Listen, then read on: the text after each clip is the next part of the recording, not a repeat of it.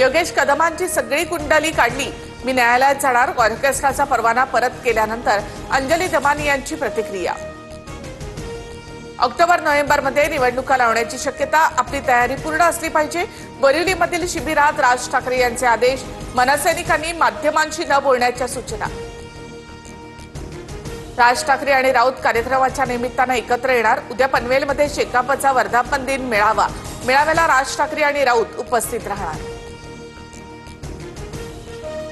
केंद्रीय मंत्री नितीन गडकरी यांना यंदाचा लोकमान्य टिळक राष्ट्रीय पुरस्कार प्रदान, मुख्यमंत्री देवेंद्र फडणवीसांसह दोन्ही उपमुख्यमंत्री उपस्थित।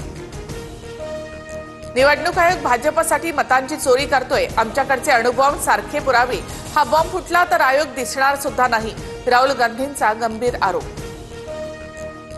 अमेरिकेत भारतीय मालावर आजपासून टॅरिफ नाही, 8 ऑगस्ट पासून 25% आयात शुल्क लागू होणार, भारताला करार करण्यासाठी आणखी 7 दिवसांचा अवधी।